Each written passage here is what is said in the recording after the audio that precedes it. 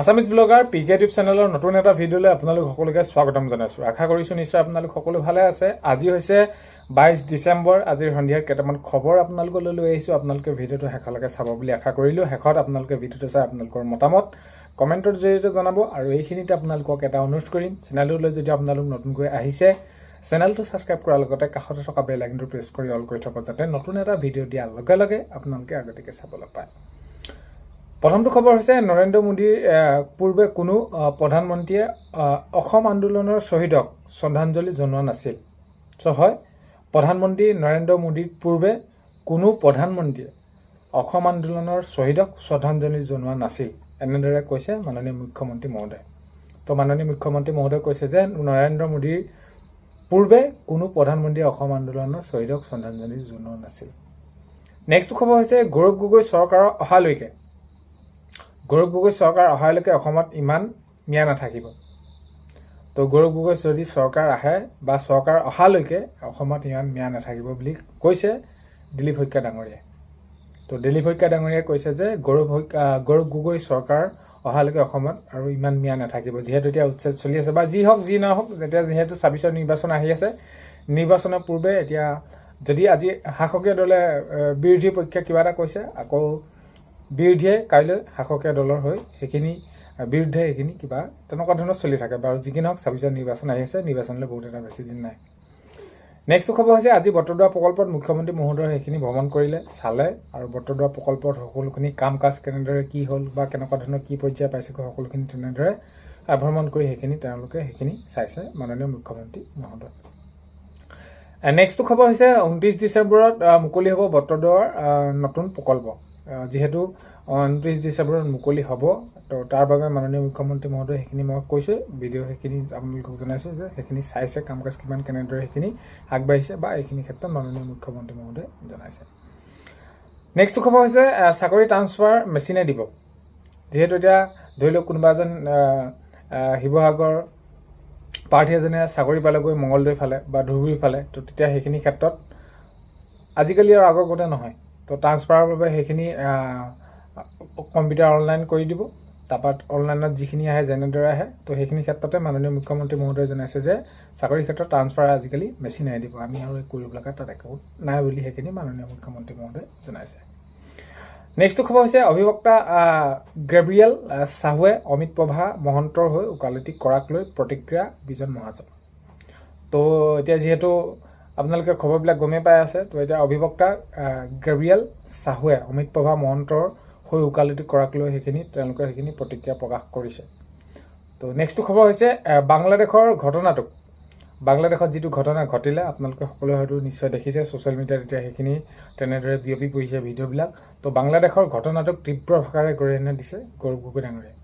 তো গৌৰৱ গগৈ ডাঙৰীয়াই সেইখিনি গৰিহণা দিছে, এনেকুৱা ধৰণৰ হ'ব নালাগে বা এইখিনি কাম কৰাটো মুঠৰ গৰিহণা দিছে। বাংলাদেশত যিটো ঘটনা ঘটিলে, তো জীৱনতে এজন লোকক জ্বলাই দিয়াটো কেনেকুৱা ধৰণৰ এটা কথা হ'ব পাৰে, তো সেইখিনিক লৈ বাংলাদেশত যি ঘটনা আছে তীব্ৰ ভাষাৰে গৰিহণা দিছে গৌৰৱ গগৈ ডাঙৰীয়াই। নেক্সট খবৰ হৈছে প্ৰধানমন্ত্ৰী অসম ভ্ৰমণক লৈ কংগ্ৰেছে কৰা সমালোচনাক তীক্ষ্ণ প্ৰত্যুত্তৰ মুখ্যমন্ত্ৰী মহোদয়। তো এতিয়া প্ৰধানমন্ত্ৰী ডাঙৰীয়াই যিহেতু অসমলৈ আহিলে, অসম ভ্ৰমণ কৰিলে, দুদিনকৈ তেওঁলোকে সেইখিনি কাৰ্যসূচীত আগভাগ ল'লে, তো এতিয়া সেইখিনি কংগ্ৰেছে কৰা সমালোচনাক তীক্ষ্ণ প্ৰত্যুত্তৰ মুখ্যমন্ত্ৰী মহোদয়ে তাৰ প্ৰত্যুত্তৰ দিছে। নেক্সট খবৰ হৈছে কাৰ্বি আংলঙৰ খেৰণীত উত্তপ্ত পৰিস্থিতি। কাৰ্বি আংলঙৰ খেৰণীত এতিয়া উত্তপ্ত পৰিস্থিতি, প্ৰতিবাদকাৰীলৈ আৰক্ষী গুলীচালনা, এনেকুৱা ধৰণৰ এটা উত্তপ্ত পৰিস্থিতি হৈ গৈছেগৈ যে প্ৰতিবাদকাৰীলৈ আৰক্ষীয়ে গুলীচালনা কৰিব লগা পৰিছে। তো এইখিনি ক্ষেত্ৰত এতিয়া কাৰ্বি আংলঙত খেৰণীত উত্তপ্ত পৰিস্থিতি, প্ৰতিবাদকাৰীলৈ আৰক্ষী গুলীচালনা। নেক্সট খবৰ হৈছে কামপুৰৰ চুই চাংদুৰাই ঘটনা তদন্ত আৰম্ভ বন বিভাগৰ।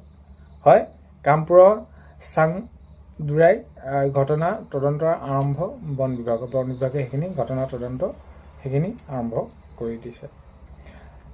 নেক্সট খবৰ হৈছে মুকলিৰ বাবে প্ৰায় সাজু হৈ উঠিছে মহানগৰীৰ জ্যোতি বিষ্ণু প্ৰেক্ষাগৃহ।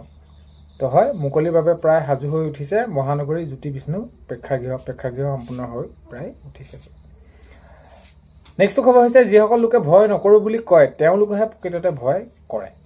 তো তো যিহেতু গৌৰৱ গগৈ ডাঙৰীয়া এইখিনি ক্ষেত্ৰত কোনো ধৰণৰ ভয় নকৰোঁ বা এতিয়া যিহেতু 26 নিৰ্বাচন আহিছে আই ডোণ্ট কেয়াৰ এনেদৰে সেইখিনি কথাটো কৈছে তো তাৰ প্ৰত্যুত্তৰত মাননীয় মুখ্যমন্ত্ৰী মহোদয়ে কৈছে যে যিসকলে ভয় নকৰোঁ বুলি কয় প্ৰকৃততে বা সেইখিনি প্ৰকাশ কৰি দিয়ে তেওঁলোকহে বেছি প্ৰকৃততে ভয় কৰে এনেদৰে জনাইছে মাননীয় মুখ্যমন্ত্ৰী মহোদয় নেক্সট খবৰ হৈছে বাংলাদেশৰ হিংসাত্মক ঘটনাক লৈ উদ্বেগ প্ৰকাশ মুখ্যমন্ত্ৰী মহোদয় তো হয় বাংলাদেশত যিটো এটা ঘটনা হ'ল সেইখিনি ক্ষেত্ৰত মই কৈছোঁ ভিডিঅ' প্ৰথমতে আপোনালোকক জনাইছোঁ বাংলাদেশৰ হিংসাত্মক ঘটনাক লৈ উদ্বেগ প্ৰকাশ মুখ্যমন্ত্ৰী মহোদয় যি হিংসাত্মক ঘটনা হৈ গ'ল তাৰ বাবে সেইখিনি মুখ্যমন্ত্ৰী মহোদয়ে তেনেদৰে সেইখিনি জনাইছে সেইখিনি ক্ষেত্ৰত হ'ব নালাগে প্ৰকৃততে এনেকুৱা ধৰণৰ নেক্সট খবৰ হৈছে আজি স্বাস্থ্য বিভাগৰ নিযুক্তি পত্ৰ বিতৰণ তো স্বাস্থ্য বিভাগৰ যি যেনেদৰে তেওঁলোকে নিযুক্তি পাব লগা আছিলে সেইখিনি আজি নিযুক্তি পত্ৰ বিতৰণ কৰিলে তো আজি এটা সেইখিনি যি নিযুক্তি পত্ৰ বিতৰণ কৰিলে সেইখিনি মাননীয় মুখ্যমন্ত্ৰী মহোদয়ে যি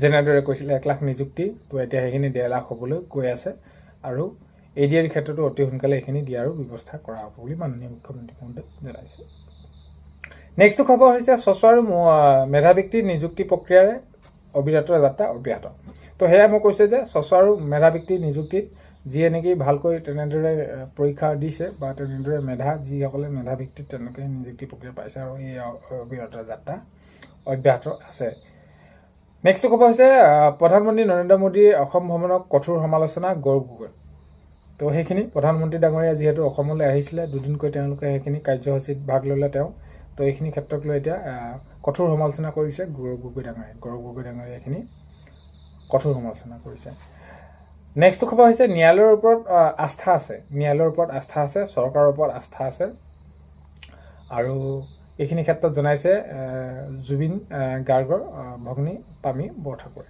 তো যিহেতু এতিয়া সেইখিনি ক্ষেত্ৰত এতিয়া চাৰ্জশ্বিট দিয়া বা কি হ'ব তেওঁলোকে সেইখিনি ন্যায় পাব নাপাব তো এইখিনি ক্ষেত্ৰত লৈ ন্যায়ালয়ৰ ওপৰত সম্পূৰ্ণ আস্থা আছে বুলি কৈছে চৰকাৰৰ ওপৰত সেইখিনি আস্থা আছে তো জুবিন গাৰ্গৰ ভগ্নী পামী বৰঠাকুৰে তেনেদৰে জানিবলৈ দিছে নেক্সট খবৰ হৈছে যদি অগপই আত্মসন্মানবোধ